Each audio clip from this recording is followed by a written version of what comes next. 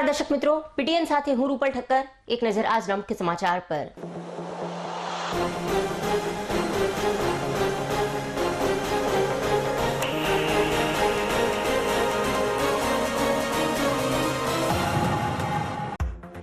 પાટણ શહેરના મોટા મદ્રેસા પાસે પાણીની મુખ્ય પાઇપલાઇનમાં લીકેજ સર્જાતા આવતું હતું દૂષિત પાણી।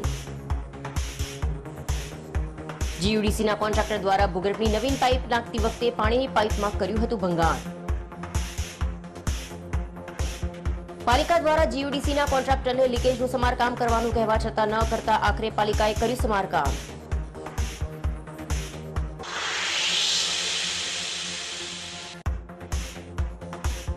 પાટણ શહેરમાં ટ્રાફિકની સમસ્યા બરી માથાના દુખાવા સમાન।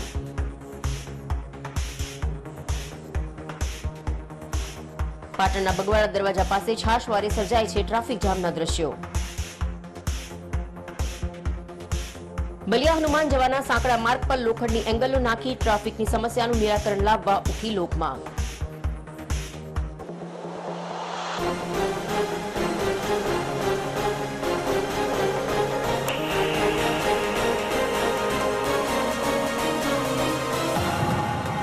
હવે સમાચાર વિગતવાર।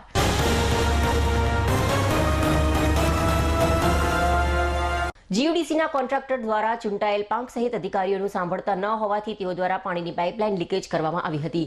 તેનું સમારકામ તેઓ દ્વારા છેલ્લા 20 દિવસથી કરવામાં ન આવતા અંતે નગરપાલિકાના કર્મચારીઓને લીકેજ પાણીની પાઇપલાઇનનું સમારકામ કરવાની ફરજ પડી હતી। પાટણ શહેરના વોર્ડ નંબર 10 માં આવેલા મોટા મદ્રેસા પાસે છાશવારે ભૂગર્ભના ગંદા પાણી જાહેર માર્ગો પર રેલાતા પાલિકા દ્વારા ભૂગર્ભની નવીન પાઇપલાઇન નાખવાની કામગીરી હાથ ધરવામાં આવી હતી, પરંતુ જીયુડીસીની એજન્સી દ્વારા નવીન ભૂગર્ભની પાઇપલાઇનો નાખવાની કામગીરી દરમિયાન પાણીની મુખ્ય પાઇપ અને ભૂગર્ભની પાઇપલાઇન તોડી નાખતા આ વિસ્તારમાં પીવાનું ગંદુ પાણી આવતું હતું।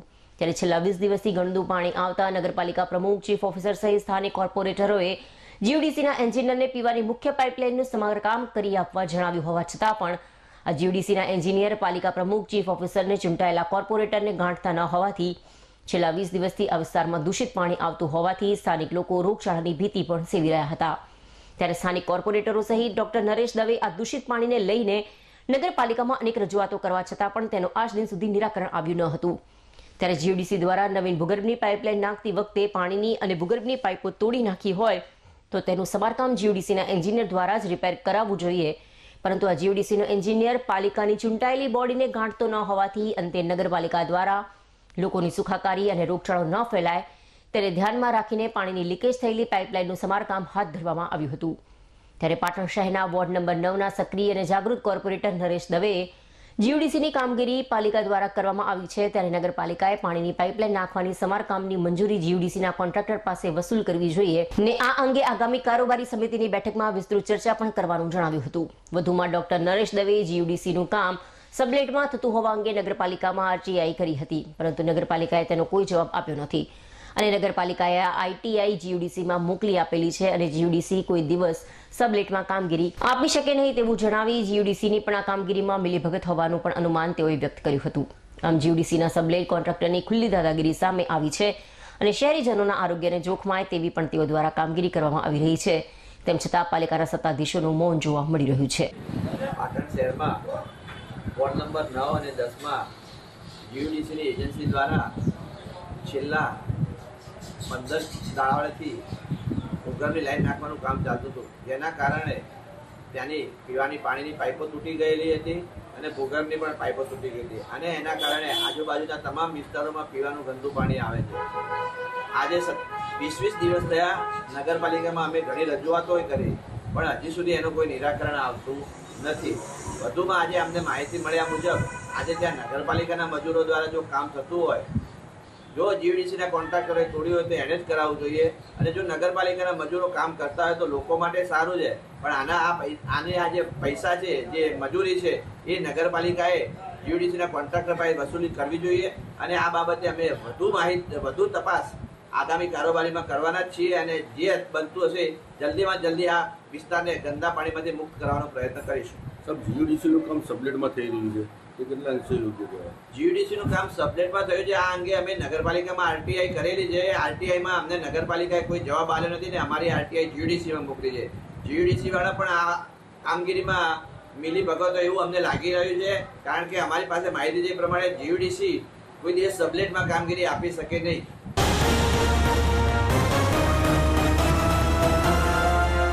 માના નવલા નોરતાનો શુભ પ્રારંભ થઈ ગયો છે, ત્યારે પાટણમાં પણ માતાજીની આરાધના કરવાનો અવસરનો પાટણવાસીઓએ ઉત્સાહભેર માતાજીના નવલા નોરતાની ઉપાસના કરવાનો પ્રારંભ કર્યો છે. ત્યારે પ્રથમ નવરાત્રીના દિવસે પાટણની સોસાયટીઓ, મોહલ્લા, પોળો વગેરે જગ્યાએ માતાજીની સ્થાપના કરી નવરાત્રીની શુભ શરૂઆત કરવામાં આવી છે. ત્યારે પાટણની ટેલિફોન એક્સચેન્જ રોડ પર આવેલ કર્મભૂમિ સોસાયટીના રહીશો દ્વારા છેલ્લા 28 વર્ષથી માતાજીની ઉપાસના કરવામાં આવે છે. સોસાયટીના તમામ રહીશો દ્વારા માતાજીની ચાચર ચોકમાં સ્થાપના કરી તેની 9 દિવસ આરાધના કરે છે અને દશેરાના શુભ દિવસે માતાજીના નવચંડી યજ્ઞનું આયોજન કરવામાં આવે છે અને 9 દિવસ માતાજીના ચાચર ચોકમાં ગરબાની રમઝટ જામે છે. આજના આધુનિક યુગ શેરી ગરબા કર્મભૂમિ સોસાયટીમાં છેલ્લા 28 વર્ષથી સોસાયટીના રહીશો રમી રહ્યા છે. પ્રથમ દિવસે માતાજીની સોસાયટીના સભ્યો દ્વારા આરતી પૂજન કરવામાં આવ્યું હતું અને સોસાયટીના તમામ રહીશો માના ચાચર ચોકમાં ગરબે ઝૂમી ઉઠ્યા હતા.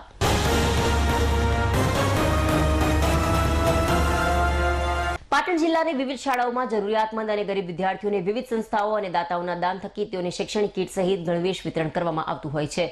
ત્યારે પાટણ તાલુકાના કમલીવાડા ગામમાં આવેલી ઇન્દિરાનગર પ્રાથમિક શાળામાં વી.કે. પટેલ, ભૂતપૂર્વ શિક્ષક, સાર્વજનિક હાઈસ્કૂલ વારઈ અને તેમના ધર્મપત્ની અર્ચનાબેન પટેલ, પૂર્વ પ્રિન્સિપલ, નાલંદા વિદ્યાલય રાધનપુરના સહયોગથી તેઓના વરદ હસ્તે શાળાના જરૂરિયાતમંદ અને ગરીબ બાળકોને ગણવેશ વિતરણ કરવામાં આવ્યું હતું તેમજ બિસ્કિટ વિતરણ કરવામાં આવ્યું હતું. આ પ્રસંગે શાળાના શિક્ષકો તથા કમલીવાડા ગામના આગેવાન અને સામાજિક કાર્યકર ફુલાભાઈ દેસાઈ તેમજ પ્રજ્ઞેશભાઈ પટેલ કમલીવાડા તથા વાલીગણ મોટી સંખ્યામાં ઉપસ્થિત રહ્યા હતા. દાતાશ્રી અર્ચનાબેને વાલીઓને બાળકોને નિયમિત શાળાએ અભ્યાસ અર્થે મોકલવા અનુરોધ કરતા જણાવ્યું કે શિક્ષણ જ બાળકોનું અને દેશનું ભાવિ સમૃદ્ધ બનાવી શકે છે. આચાર્ય પ્રવીણભાઈ બારોટ દ્વારા સમગ્ર કાર્યક્રમનું સંચાલન કરવામાં આવ્યું હતું.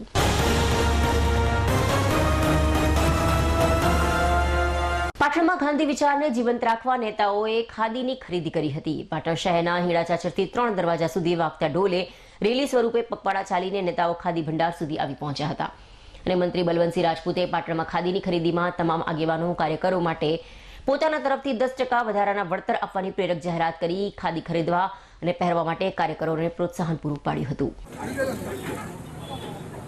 આજે 2 ઓક્ટોબર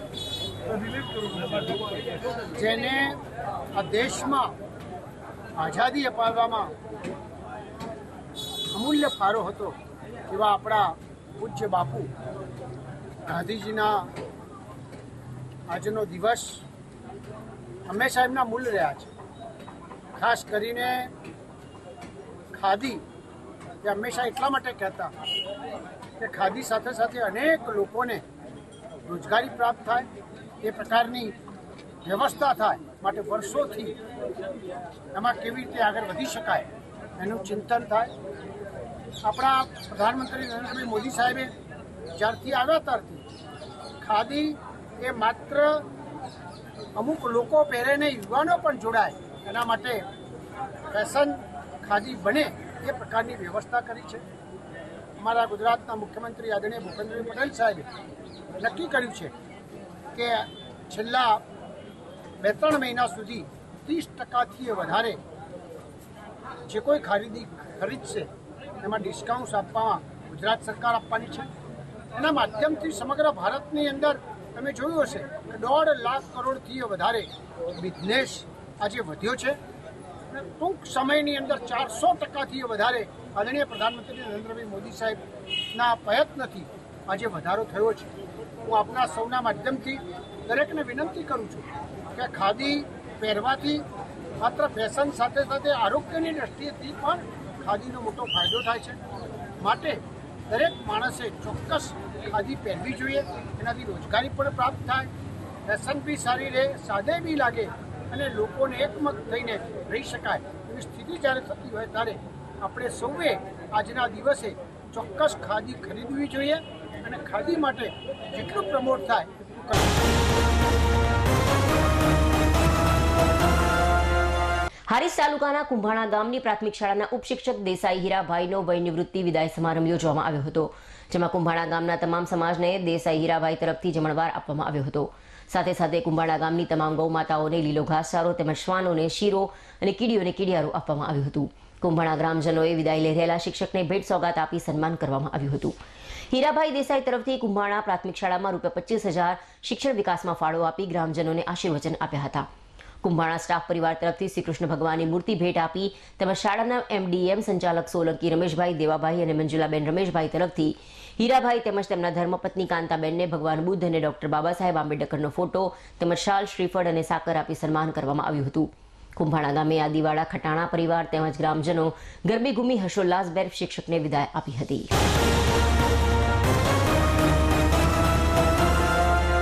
પાટણ શહેરમાં દિન પ્રતિદિન ટ્રાફિકની સમસ્યા માથાના દુખાવા સમાન બની રહી છે. ત્યારે પાટણ શહેરના જાહેર માર્ગો પર છાશવારે ટ્રાફિક જામના દ્રશ્યો સર્જાતા વાહન ચાલકોને હાલાકી ભોગવવાનો વારો આવતો હોય છે. ત્યારે પાટણ શહેરના બગવાડા દરવાજાથી જનતા હોસ્પિટલ જવાના માર્ગ પર ટ્રાફિક જામના દ્રશ્યો છાશવારે સર્જાતા હોય છે. ત્યારે માર્ગ પર બળિયા હનુમાન જવાનો માર્ગ સાંકડો હોવાથી અહીં અનેક 4-વ્હીલર વાહનો પસાર થતા હોવાથી અને વાહનો આડા ઉતરતા હોવાને લઈ ટ્રાફિક જામના દ્રશ્યો સર્જાતા હોય છે. ત્યારે અગાઉ પાલિકા તંત્ર દ્વારા બગવાડાથી બળિયા હનુમાન જવાના સાંકડા માર્ગ પરથી મોટા વાહનો પસાર ન થાય તેના તકેદારીના ભાગરૂપે લોખંડની 3 એંગલો લગાવવામાં આવી હતી. પરંતુ સમય જતાં આ એંગલો અદૃશ્ય થઈ જતા માર્ગ પરથી મોટા વાહનો પસાર થવાના કારણે ટ્રાફિક જામના દ્રશ્યો છાશવારે સર્જાતા હોય છે. જ્યાં પાલિકા તંત્ર દ્વારા બગવાડા દરવાજા પાસેના ટ્રાફિક જામના દ્રશ્યોનો કાયમી ઉકેલ લાવવા ફરી એકવાર બગવાડાથી બળિયા હનુમાન જવાના સાંકડા માર્ગ પર લોખંડની 3 એંગલો મારવામાં આવે તેવી લોક માંગ ઉઠવા પામી છે. અને આ વિસ્તારમાં છાશવારે સર્જાતા ટ્રાફિક જામના દ્રશ્યોને લઈને સામાજિક આગેવાન દિલીપભાઈ પટેલે જણાવ્યું કે પાટણ નગરપાલિકા દ્વારા બગવાડાથી જનતા હોસ્પિટલ જવાના માર્ગનું નવીનીકરણ કર્યા બાદ રોડની વચ્ચે ડિવાઈડરો પણ સુંદર બનાવવામાં આવ્યા છે. પરંતુ બળિયા હનુમાનના સાંકડા માર્ગ પરથી મોટા વાહનો આડા ઉતરતા છાશવારે ટ્રાફિક જામના દ્રશ્યો સર્જાતા હોય છે. જેથી પાલિકા તંત્ર દ્વારા અગાઉની જેમ ફરી એકવાર બળિયા હનુમાન જવાના સાંકડા માર્ગ પર લોખંડની 3 એંગલો મારવામાં આવે જેથી મોટા વાહનો અહીંથી પસાર થઈ શકે નહીં અને 2-વ્હીલર વાહનો સરળતાથી પસાર થઈ શકે. જો તેમ કરવામાં આવે તો બગવાડા દરવાજા ખાતે છાશવારે સર્જાતા ટ્રાફિક જામના દ્રશ્યોની કાયમી ઉકેલ લાવી શકાય તેમ હોવાનું જણાવ્યું હતું. શું પાલિકા તંત્ર દ્વારા બળિયા હનુમાન જવાના માર્ગ પર ટ્રાફિક જામના દ્રશ્યોને કાયમી ઉકેલ લાવવા લોખંડી એંગલો લગાવવામાં આવશે ખરા? કારણ તો એ રહ્યું છે કે આજે મેઇન રોડ નવો બની ગયો, આપણો સરસ રોડ બની ગયો છે. ડિવાઈડર નગરપાલિકા સરસ કામ કર્યું છે. પણ જે બાજુનો જે આ બળિયા હનુમાન બાજુનો જે રસ્તો, નાનો જે સાંકડો રસ્તો, એમાં ગાડીઓ જાય છે, રિક્ષાઓ વધુ જાય છે અને ગાડીઓ આડી થાય છે. એટલે એના કારણે આગળ આડું થાય, 3 રસ્તા પડે એટલે ટ્રાફિક વધુ થાય છે. એની જગ્યાએ પહેલા ભૂતકાળની અંદર આપણે ત્યાં એંગલો મારેલી હતી. એ એંગલ જો નગરપાલિકા 3 એંગલો મારી દે તો એ ટ્રાફિક નાના એક્ટિવા કે બાઇકો આવી જાય, રિક્ષા અને મોટા સાધન ના જાય તો આ ટ્રાફિક જિંદગીમાં થવાનું નહીં.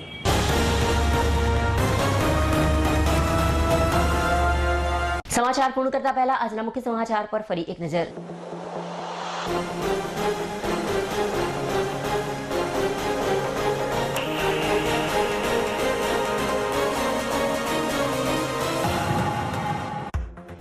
પાટણ શહેરના મોટા મદ્રેસા પાસે પાણીની મુખ્ય પાઇપલાઇનમાં લીકેજ સર્જાતા આવતું હતું દૂષિત પાણી.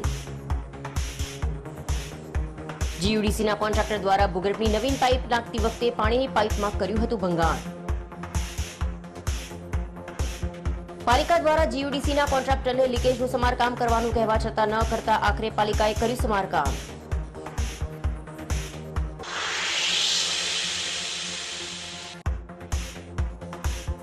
પાટણ શહેરમાં ટ્રાફિકની સમસ્યા બની માથાના દુખાવા સમાન.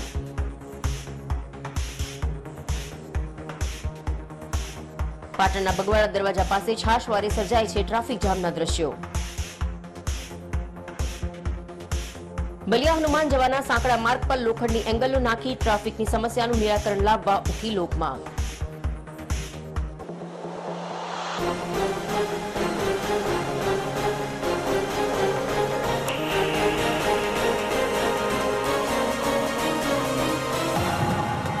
આ સાથે આજનું સમાચાર બુલેટિન અહીં સમાપ્ત કરીએ. રજા આપશો. નમસ્કાર.